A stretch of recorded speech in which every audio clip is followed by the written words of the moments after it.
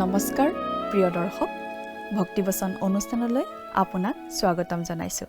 আপুনি বাৰু ভালে আছেনে? মোৰ বিশ্বাস ঈশ্বৰে আপোনাক সুস্থ আৰু সুৰক্ষিত ৰাখিছে। আপুনি যদি আমাৰ এই অনুষ্ঠানত প্ৰথমবাৰ উপস্থিত আছে বা আমাৰ এই অনুষ্ঠানৰ বিষয়ে একো নাজানে, তেন্তে জনাও যে এই অনুষ্ঠানৰ জৰিয়তে বাইবেলৰ পৰা ঈশ্বৰৰ বাক্য ধাৰাবাহিকভাৱে অধ্যয়ন কৰি থকা হৈছে। আমাৰ বিশ্বাস ঈশ্বৰৰ বাক্যৰ এই আলোচনা আপোনাৰ শুনি ভাল লাগিব। তেতিয়াহ'লে আহক শুনো ঈশ্বৰৰ বাক্যই কি কৈছে।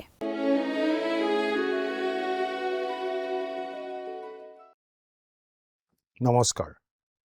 খ্ৰীষ্টীয় বিশ্বাসী ভাই ভনীসকলৰ বাবে বিশেষভাৱে প্ৰস্তুত কৰা এই ভক্তিবচন অনুষ্ঠানলৈ আপোনাক উষ্ম আদৰণি জনাইছোঁ। প্ৰিয় দৰ্শক, এতিয়া আমি বাইবেলৰ নতুন নিয়ম খণ্ডৰ মাৰ্কে লিখা শুভবাৰ্তা নামৰ পুস্তকখনৰ অধ্যয়ন চলাই আছোঁ। যোৱা অনুষ্ঠানত আমি মাৰ্কে লিখা শুভবাৰ্তা পুস্তকখনৰ 5 নম্বৰ অধ্যায়ৰ শেষৰটো পদলৈকে চাইছিলোঁ। আজিৰ অনুষ্ঠানত মাৰ্কে লিখা শুভবাৰ্তাৰ 6 নম্বৰ অধ্যায়ৰ পৰা চাবলৈ ওলাইছোঁ। 5 নম্বৰ অধ্যায়ত আমি 3টা অতি চকুত লগা অলৌকিক কাৰ্যৰ বিষয়ে পঢ়িবলৈ পালোঁ। এই গোটেইকেইটাৰ যোগেৰে প্ৰভু যীশুৰ ঈশ্বৰত্বৰ কথাই বাৰে বাৰে প্ৰমাণিত হৈছিল। গেৰাচনীয়াবিলাকৰ দেশত এজন ভূতে পোৱা লোকক সুস্থ কৰা, 12 বছৰ ৰক্তস্ৰাৱৰ ৰোগত ভুগি থকা আৰু আন কোনো প্ৰকাৰে সুস্থ হ'ব নোৱাৰি প্ৰভু যীশুৰ ওচৰলৈ আহি সুস্থ হোৱা তিৰোতা এগৰাকীৰ কথা আৰু জাইৰ নামৰ এজন অধিকাৰীৰ মৃত জীয়েকক পুনৰ জীৱন দিয়া, এই অলৌকিক ঘটনাবোৰৰ বিষয়ে পঢ়িবলৈ পাইছিলোঁ। 12 বছৰ ৰক্তস্ৰাৱৰ ৰোগত ভুগি থকা তিৰোতাগৰাকীৰ ৰোগটো কেৱল শাৰীৰিকেই নাছিল, সেই ৰোগে তেওঁক অস্পৃশ্য কৰি ৰাখিছিল আৰু সেইবাবে তেওঁ সামাজিক আৰু মানসিকভাৱেও ভুগিছিল। যীশুৰ বিষয়ে শুনিয়েই তেওঁ ক্ষান্ত থকা নাছিল। সমাজৰ ভয়, মানুহৰ ভয়, লাজ আদি আওকাণ কৰি অতি সাহসেৰে তেওঁ ভিৰৰ মাজত প্ৰৱেশ কৰি মনে মনে যীশুৰ কাপোৰ মাথোন স্পৰ্শ কৰিছিল। তাকে কৰিলে তেওঁ সুস্থ হ'ব বুলি বিশ্বাস কৰিছিল আৰু তেওঁ সুস্থও হৈছিল। যীশুৱে উভতি চাই তিৰোতাগৰাকীৰ বিশ্বাস প্ৰকাশ কৰি দিছিল। লগতে তিৰোতাগৰাকীক সামাজিকভাৱে পুনৰ সংস্থাপন কৰাৰ নিচিনাও হৈছিল। জাইৰৰ জীয়েকক জীৱন দিয়াটোৰ যোগেৰে যীশু যে জীৱনৰ গৰাকী, সেইটো প্ৰমাণ হৈছিল। 6 নম্বৰ অধ্যায়টো মাৰ্কে লিখা শুভবাৰ্তাৰ দ্বিতীয়টো অতি দীঘল অধ্যায়। যীশু নাচৰতৰ ধৰ্মধামলৈ যায়। ধৰ্মধামত এজন ৰোগীক সুস্থ কৰে। তেওঁৰ শিষ্য 12জনক প্ৰচাৰ কৰিবলৈ পঠিয়ায়। শিষ্যসকলেও ৰোগীক সুস্থ কৰে। যোহন বাপ্তাইজকৰ মৃত্যু হয়। শিষ্য 12জনে প্ৰচাৰ কৰি উভতি আহে। যীশুৱে 5000 লোকক অলৌকিকভাৱে ভোজন কৰোৱায়। যীশুৱে পানীৰ ওপৰেৰে খোজকাঢ়ি শিষ্যবোৰৰ ওচৰলৈ আহে। গিনেচৰত প্ৰদেশত তেওঁ ৰোগী সুস্থ কৰে। ইমানবোৰ গুৰুত্বপূৰ্ণ ঘটনা আমি এই 6 নম্বৰ অধ্যায়ত পঢ়িবলৈ পাওঁ। এই সময়ছোৱা আছিল যীশুৰ পৰিচৰ্যাৰ ভৰপক দিয়া সময়, তেওঁৰ জনপ্ৰিয়তা শীৰ্ষত থকা সময়। এতিয়া পাঠ কৰি দিম 6 নম্বৰ অধ্যায়ৰ 1 পৰা 3 নম্বৰ পদ। পাছে তেওঁ সেই ঠাইৰ পৰা ওলাই নিজ দেশলৈ আহিল আৰু তেওঁৰ শিষ্যবিলাকো তেওঁৰ পাছে পাছে আহিল। তেতিয়া বিশ্ৰামবাৰ হলত তেওঁ নামঘৰত উপদেশ দিবলৈ ধৰিলে। তাতে অনেকে শুনি বিস্ময় মানি ক'লে, এই মানুহৰ এইবোৰ ক'ৰ পৰা হ'ল? ইয়াক দিয়া জ্ঞান কেনেকুৱা?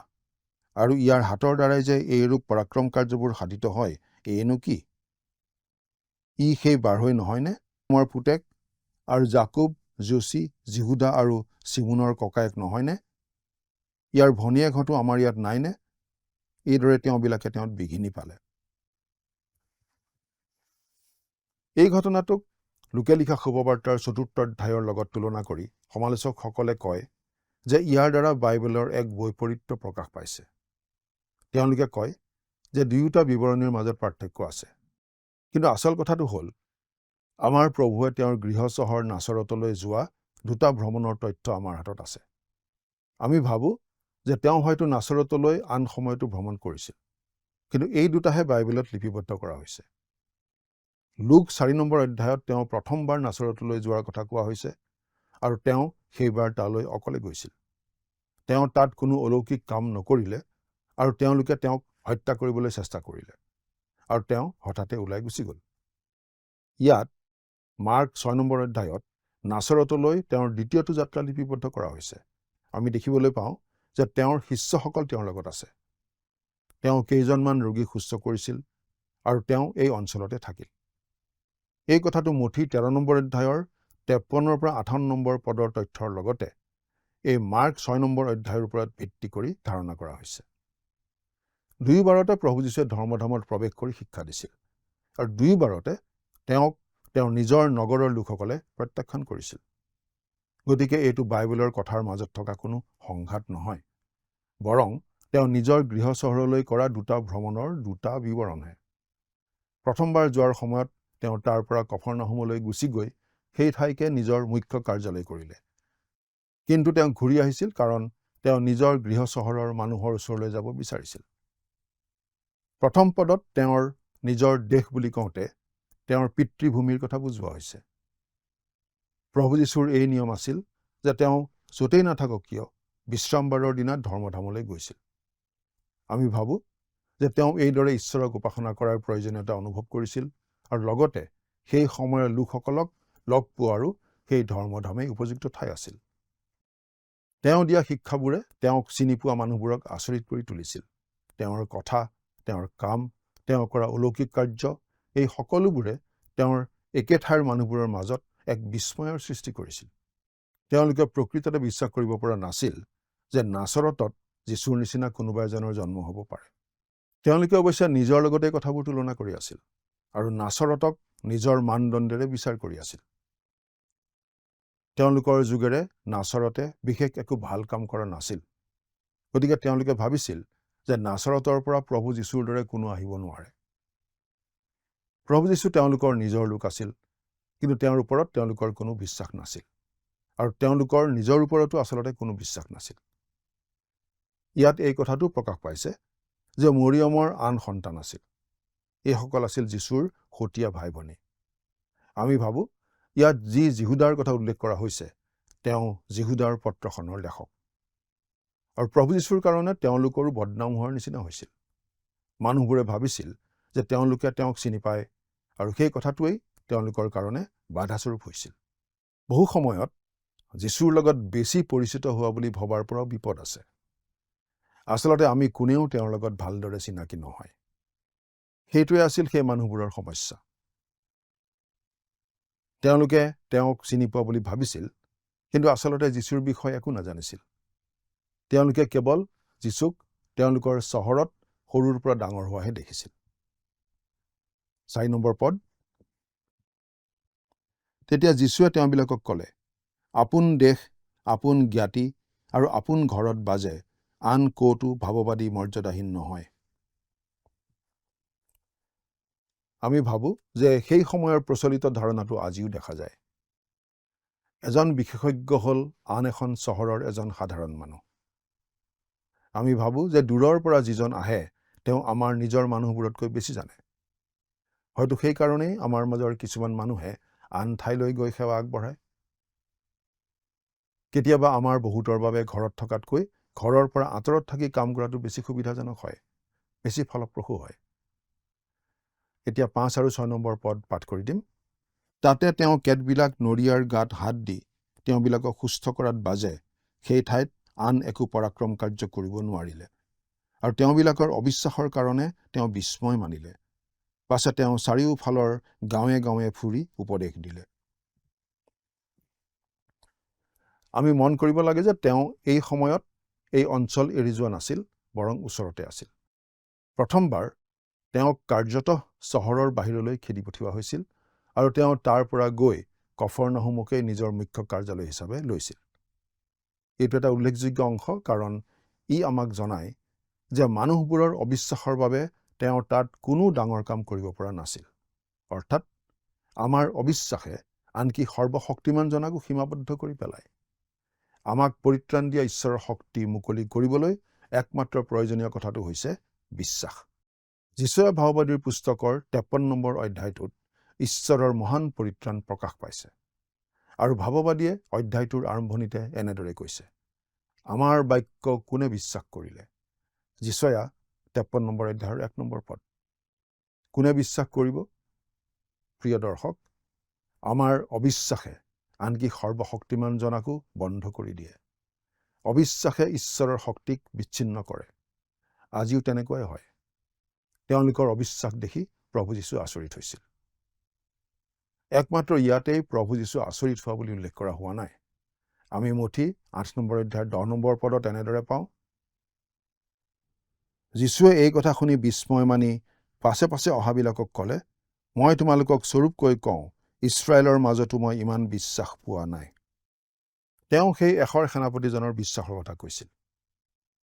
ইয়াত আমি লক্ষ্য কৰিছোঁ যে তেওঁ গাঁওবোৰত ঘূৰি ফুৰিছিল আৰু মানুহবোৰক শিক্ষা দিছিল। খ্ৰীষ্টীয় পৰিচৰ্যাকাৰীসকলৰ বাবে এইটো এটা গুৰুত্বপূৰ্ণ শিক্ষা। কিছুমান এনেকুৱা মানুহ আছে যিয়ে সৰু ঠাইলৈ গৈ পৰিচৰ্যা কৰিব নিবিচাৰে। আনহাতে এনেকুৱা কিছুমান লোকো আছে যিসকলে পৰিচৰ্যাৰ বাবে ডাঙৰ গীৰ্জালৈ যোৱাৰ পৰিৱৰ্তে কিছুমান সৰু সৰু গীৰ্জালৈ গৈহে ভাল পায়।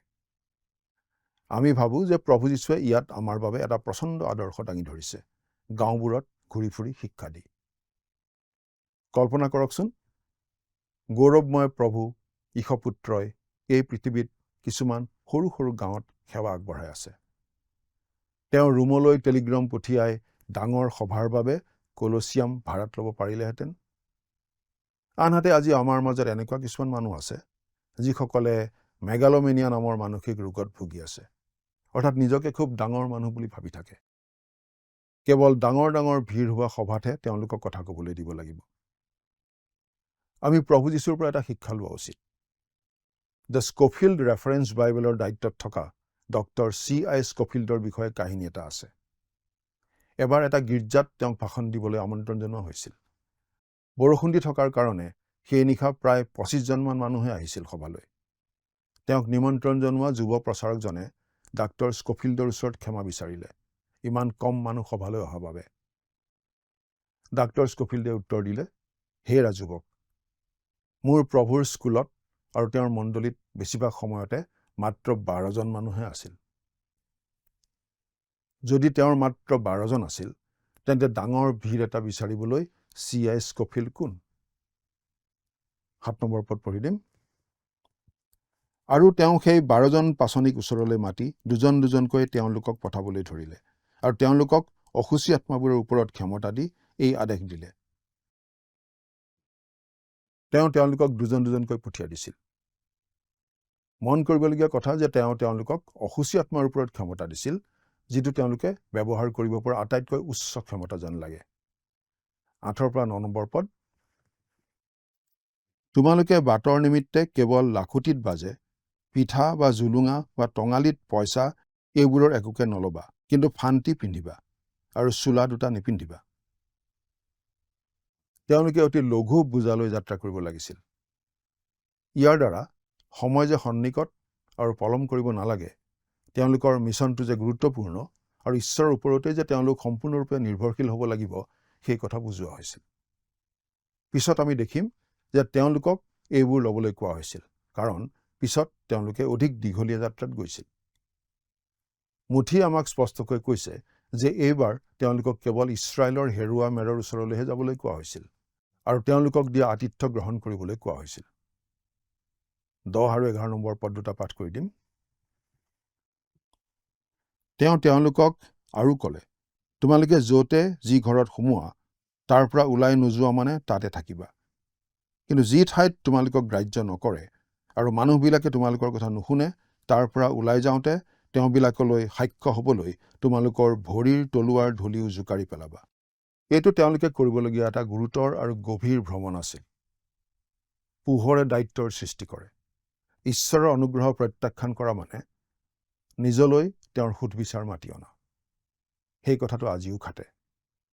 12 আৰু 13 নম্বৰ পদ। পাছে তেওঁলোকে ওলাই গৈ মানুহবিলাকে মন পালটাবলৈ প্ৰচাৰ কৰিলে। অনেক ভূত খেদালে আৰু অনেক নৰিয়াৰ গাত তেল ঘঁহি তেওঁবিলাকক সুস্থ কৰিলে। তেওঁলোকে মন পালটনৰ বাৰ্তা প্ৰচাৰ কৰিছিল আৰু অলৌকিক কাৰ্যই তেওঁলোকৰ বাৰ্তাক সঁচা বুলি প্ৰমাণিত কৰিছিল। এই আদেশ ইছৰাইলৰ হেৰুৱা মেৰবোৰৰ মাজতেই সীমাবদ্ধ আছিল। ই আজিৰ বাবে আৰ্হি নহয়। অৱশ্যে মন পালটন কৰাটো শুভবাৰ্তাৰ বাৰ্তাৰ অন্তৰ্ভুক্ত। বিশ্বাস কৰাৰ লগতে ই সাঙুৰ খাই থাকে। আজি শুভবাৰ্তা বিশ্বাস কৰা মানুহজনে মন পালটন কৰি যীচুলৈ আহে। কেৱল সাধাৰণ মানুহে নহয়, আনকি ৰজা হেৰোদেও যীচুৰ বিষয়ে শুনিছিল আৰু তেওঁৰ প্ৰতিক্ৰিয়াটো আছিল অদ্ভুত। ইয়াৰ কিছুদিন আগতে বাপ্তিস্মদাতা যোহনক হত্যা কৰা হৈছিল আৰু ইয়াত হেৰোদৰ অদ্ভুত আৰু অন্ধবিশ্বাসী প্ৰতিক্ৰিয়াটো উল্লেখ কৰা হৈছে। 14 আৰু 15 নম্বৰ পদ। যেতিয়া তেওঁৰ নাম প্ৰখ্যাত হলত হেৰোদ ৰজাই শুনি ক'লে, যোহন বাপ্তাইজক মৃতবিলাকৰ মাজৰ পৰা উঠিল। এই হেতুকে এই সকলো পৰাক্ৰমে তেওঁ কাৰ্য সাধন কৰিছে। কিন্তু কোনোৱে ক'লে তেওঁ এলিয়া, আনবিলাকে ক'লে ভাৱবাদীবিলাকৰ এজনৰ নিচিনা তেওঁ এজন ভাৱবাদী। অৰ্থাৎ আমি দেখিবলৈ পাওঁ যে এই হেৰোদ ৰজা অতি অন্ধবিশ্বাসী আছিল।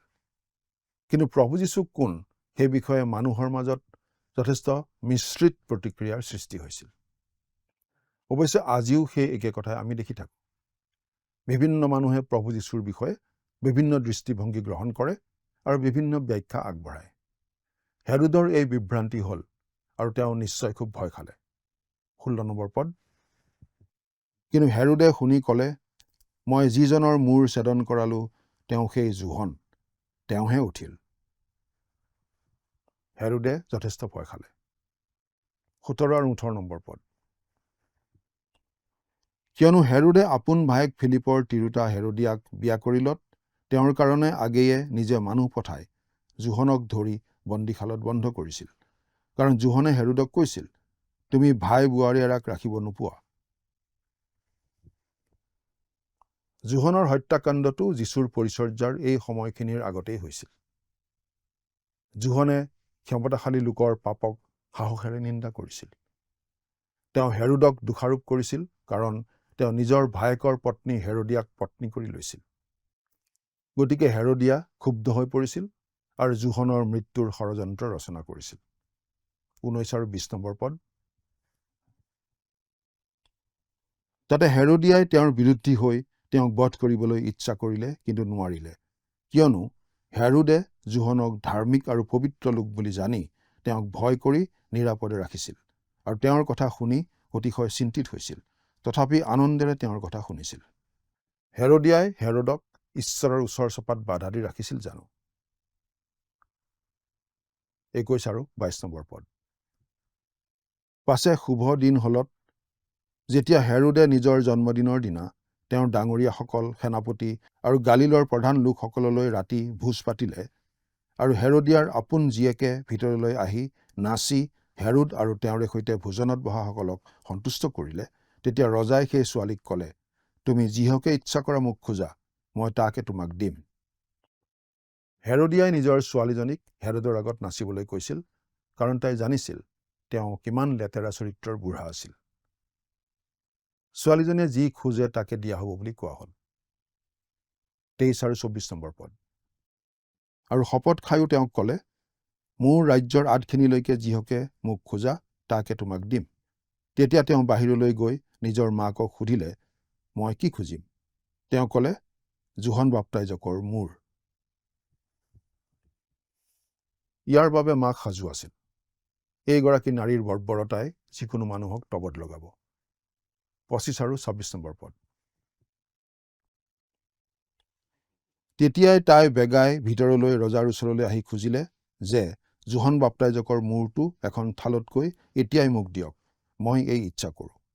তাতে ৰজা শোকাতুৰ হ'ল।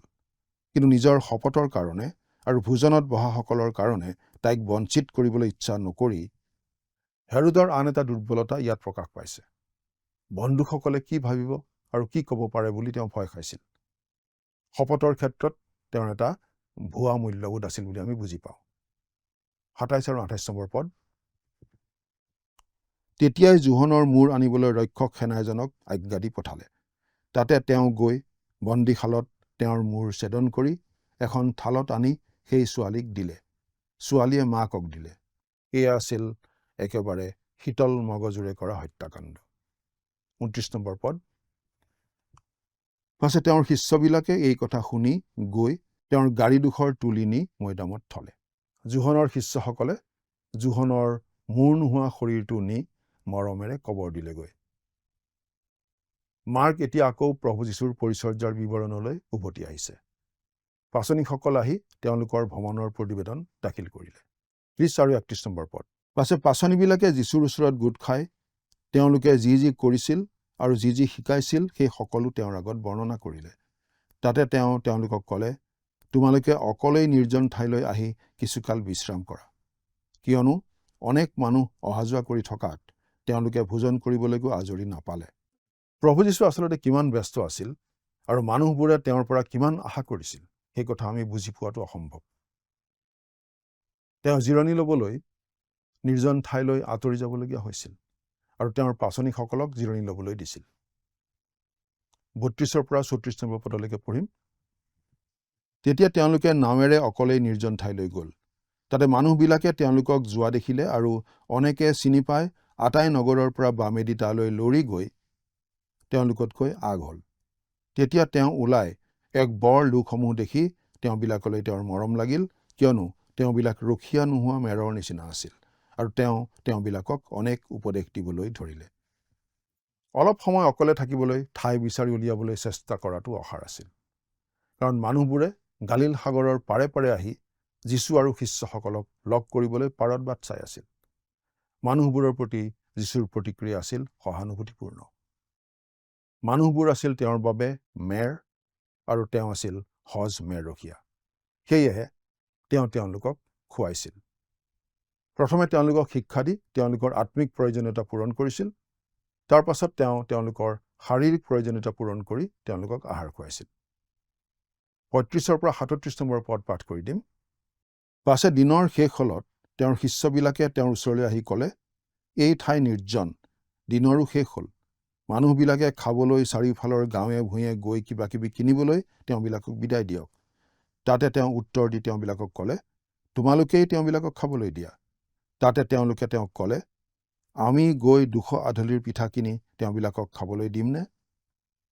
তেওঁ তেওঁলোকক এটা অসম্ভৱ কাম কৰিবলৈ কৈছিল। তেওঁলোকে শিকিব লাগিব আৰু আজি আমিও শিকিব লাগিব যে তেওঁ আমাক অসম্ভৱ আজ্ঞা দিয়ে। তেওঁ তেনে আজ্ঞা দিয়াৰ কাৰণটো স্পষ্ট। তেওঁ কামটো নিজে সম্পন্ন কৰাৰ মনস্থ কৰিছে। এতিয়া আমি একেলগে 38 নম্বৰ পদৰ পৰা 44 নম্বৰ পদলৈকে পাঠ কৰি দিম। কিন্তু তেওঁ তেওঁলোকক ক'লে, তোমালোকৰ লগত কেইটা পিঠা আছে, চোৱাগৈচোন। পাছে তেওঁলোকে বুজ লৈ ক'লে, 5টা পিঠা আৰু 2টা মাছ আছে। তেতিয়া কেঁচা ঘাঁহৰ ওপৰত সকলোকে জুম জুমকৈ বহুৱাই দিবলৈ তেওঁ তেওঁলোকক আজ্ঞা দিলে। তাতে তেওঁবিলাক 100 আৰু 50 কৰি শাৰী শাৰীকৈ বহিল। তেতিয়া তেওঁ সেই 5টা পিঠা আৰু 2টা মাছ লৈ স্বৰ্গলৈ চাই আশীৰ্বাদ কৰিলে আৰু তেওঁবিলাকক বিলাই দিবলৈ তেওঁ পিঠা ভাঙি ভাঙি শিষ্যবিলাকক দি থাকিলে আৰু মাছ 2টাও সকলোলৈকে ভাগ কৰি দিলে। তাতে সকলোৱে খাই তৃপ্ত হ'ল।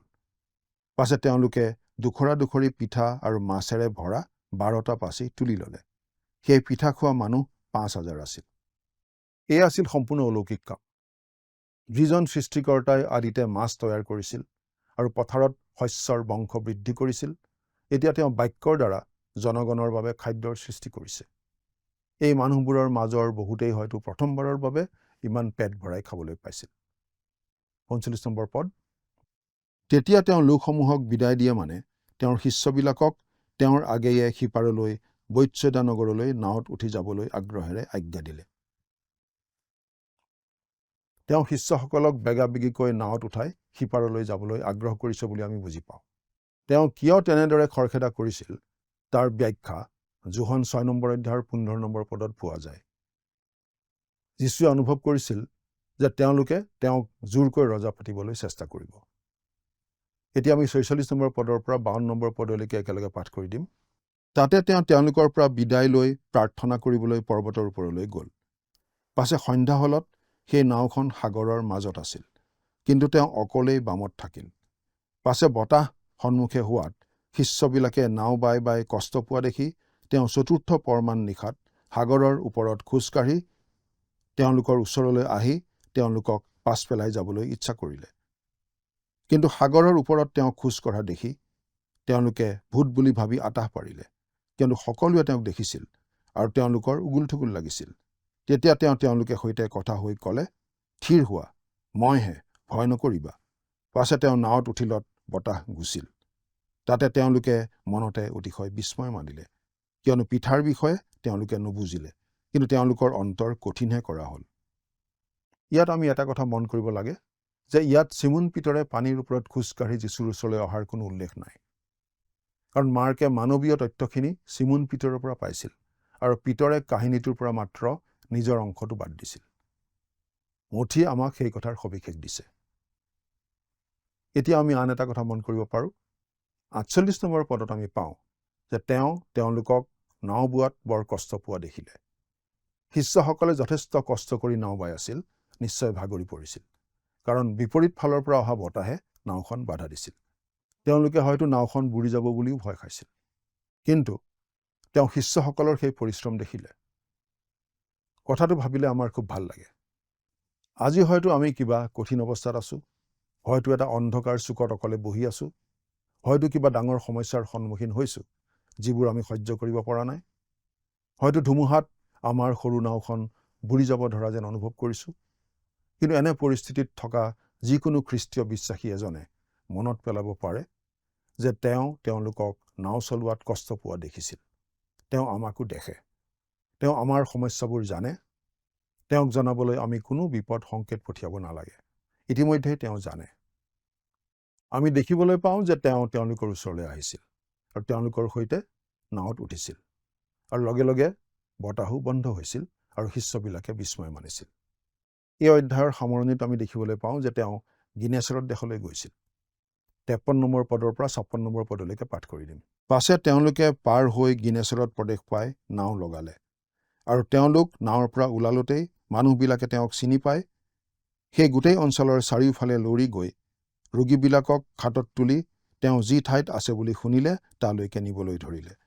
আৰু যি নগৰ আৰু গাঁৱে ভূঞে সোমাইছিল সেই সকলোতে নৰীয়াবিলাকক হাতে বজাৰে থৈ তেওঁবিলাকে যেন তেওঁৰ কাপোৰৰ দহিমাথোন চুবলৈ পায় এই প্ৰাৰ্থনা কৰিলে, আৰু যিমানে চুলে সেই সকলোৱে ৰক্ষা পালে। কিমান ৰোগীক সুস্থ কৰিছিল তাৰ সংখ্যা আজি আমি কল্পনাও কৰিব নোৱাৰোঁ। তেওঁৰ ওচৰলৈ সুস্থতা বিচাৰি অহা প্ৰতিজনক সুস্থ কৰিছিল। প্ৰভু যীশুৰ সেই সুস্থতাকাৰী কাৰ্য আছিল প্ৰকৃত, আৰু সেইকাৰণেই তেওঁৰ শত্ৰুবোৰেও কৰা সেই অলৌকিক কাৰ্য কেতিয়াও অস্বীকাৰ কৰিব পৰা নাছিল। পৰৱৰ্তী অনুষ্ঠানত পুনৰ লগ পোৱাৰ আশাৰে আজিলৈ ইমানতে সামৰিব খুজিছোঁ। কিন্তু তাৰ আগতে আহকচোন পৰমপিতা পৰমেশ্বৰৰ আগত খন্তেক প্ৰাৰ্থনাত মূৰ দুৱাওঁ। স্বৰ্গত থকা মৰমীয়াল পিতৃ ঈশ্বৰ, তোমাক ধন্যবাদ জনাওঁ যে তোমাৰ বাক্যৰ যোগেৰে তুমি আমাক আকৌ এবাৰ মনত পেলাই দিলা যে শিষ্যসকলে নাও বাই কষ্ট পোৱা দেখি প্ৰভু যীশু নিজে তেওঁলোকৰ ওচৰলৈ আহি নাৱত উঠিলত তেওঁলোকে সেই বিপদৰ পৰা ৰক্ষা পাইছিল। আজিও আমাৰ জীৱনত থকা ঢৌ ধুমুহা আদিৰ মাজত প্ৰভু যীশুৱে আমাৰ ওচৰলৈ আহি আমাৰ সেই ঢৌ ধুমুহাৰ মাজেৰে আমাক নিৰাপদে পাৰ কৰাই লৈ যায়। এই যি আশীৰ্বাদ তুমি প্ৰভু যীশুৰ যোগেৰে আমালৈ দিছা তাৰ কাৰণে তোমাক ধন্যবাদ দিওঁ। আমাৰ এই অনুষ্ঠান চাই থকা দৰ্শকসকলৰ জীৱনতো তুমি এনে আশীৰ্বাদ সকলো সময়তে বৰষাই ৰাখিবা, কিয়নো প্ৰাৰ্থনা ত্ৰাণকৰ্তা প্ৰভু যীশুখ্ৰীষ্টৰ নামত আগবঢ়াইছোঁ। আমেন। প্ৰিয় দৰ্শক, আমাৰ এই ধাৰাবাহিক বাইবেল অনুষ্ঠানটি শুনাৰ বাবে আপোনাক অশেষ ধন্যবাদ জ্ঞাপন কৰিছোঁ। আপুনি নিশ্চয় প্ৰতিদিনে ঈশ্বৰৰ বাক্যৰ সমৃদ্ধি লাভ কৰিছে। আমি বিশ্বাস কৰিছোঁ ঈশ্বৰৰ বাক্যই আপোনাৰ জীৱনত কাম কৰিছে আৰু আপুনি এটা পৰিৱৰ্তিত জীৱন যাপন কৰিছে। আমি যি শুনিছোঁ তাক মনত ৰাখিবলৈ প্ৰতিদিনে বাক্য অধ্যয়নৰ প্ৰয়োজন। আশা কৰিছোঁ আপুনি নিশ্চয় কৰিব। আহক আজিৰ অধ্যয়নৰ প্ৰশ্নটি মন দি শুনো। যোৱা অনুষ্ঠানত প্ৰচাৰিত প্ৰশ্নটিৰ শুদ্ধ উত্তৰটো হৈছে এনচাৰ অপশ্যন চি, শিলেৰে। আজিৰ অনুষ্ঠানৰ ওপৰত আধাৰিত প্ৰশ্নটি হৈছে নাচৰতৰ লোকসকলে যীশুক চিনি পাই তেওঁক কাৰ পুত্ৰ বুলি উল্লেখ কৰিছিল আৰু তেওঁৰ ভায়েক ভনীয়েকসকলৰ কথা পাতিছিল? অপশ্যন এ এলিজাবেথৰ পুত্ৰ, অপশ্যন বি মৰিয়মৰ পুত্ৰ, অপশ্যন চি ছাৰাৰ পুত্ৰ, অপশ্যন ডি ৰুথৰ পুত্ৰ। প্ৰিয় দৰ্শক, আজিৰ প্ৰশ্নৰ সঠিক উত্তৰটো আজি সন্ধিয়া 6 বজাৰ আগেয়ে আপোনাৰ নাম আৰু ঠিকনাৰে সৈতে 7429840242 নম্বৰত SMS নাইবা হোৱাটছআপৰ যোগে প্ৰেৰণ কৰক। প্ৰিয় দৰ্শক, আপুনি যদি আমাৰ এই অনুষ্ঠানৰ যোগেদি আশীৰ্বাদপ্ৰাপ্ত হৈছে আৰু আমাৰ লগত কথা পাতিবলৈ বিচাৰিছে বা আপোনাক প্ৰাৰ্থনাৰ সহায় পৰামৰ্শ লাগে, তেন্তে আমালৈ 7429840242 এই নম্বৰত পোনপটীয়াকৈ ফোন কৰিব পাৰিব। ধন্যবাদ।